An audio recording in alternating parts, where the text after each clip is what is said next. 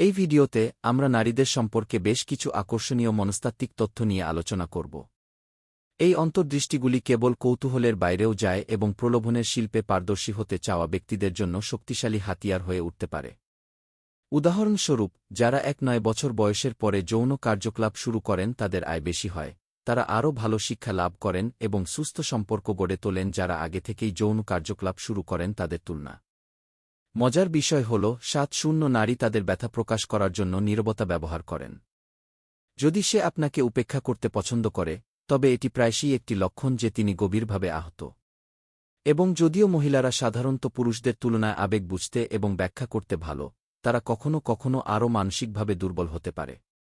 আরেকটি আকর্ষণীয় তথ্য যা আপনি হয়তো জানেন না তা হল ডেটের আগে মহিলারা কেন তাদের যৌনাঙ্গ কামিয়ে ফেলেন। এই অভ্যাস ব্যক্তিভেদে পরিবর্তিত হয় এবং বিভিন্ন কারণের উপর নির্ভর করে। সম্প্রতি বেলজিয়ামের ফ্ল্যান্ডার্সের ক্যাথলিক ইউনিভার্সিটি অফ লিউভেন মহিলাদের এবং পুরুষদের অন্তরঙ্গ সাজসজ্জার অভ্যাসের উপর একটি গবেষণা পরিচালনা করেছে, মূল প্রবণতা এবং কারণগুলি পরীক্ষা করে। গবেষকরা ৫ বছরের বেশি বয়সী ৪,০০০ বেলজিয়ান পুরুষ ও মহিলাদের জরিপের তথ্য বিশ্লেষণ করেছেন। মহিলাদের মধ্যে ১০ জনের মধ্যে ৮ জন শেভ করার কথা স্বীকার করেছেন। কারণ হিসেবে ওরাল সেক্সের সময় আরাম তালিকার শীর্ষে ছিল। ৭-৫ মহিলা এবং ৩-৯ পুরুষ এই কারণটি উল্লেখ করেছেন। এটাও লক্ষণীয় যে পুরুষদের তুলনায় নারীরা বিশ্বাসঘাতকতা গোপন করতে বেশি পারদর্শী।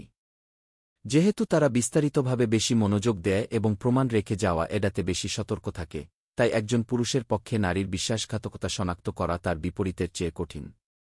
অধিকন্তু নারীরা সাধারণত আত্মবিশ্বাসী পুরুষদের প্রতি বেশি আকৃষ্ট হয়, শব্দের প্রতিটি অর্থে, তাদের যৌনতা, ব্যক্তিত্ব, জীবনধারা, তাদের ত্রুটি এবং তাদের পৃথিবী তৈরি করে এমন সব কিছুতে আত্মবিশ্বাসী।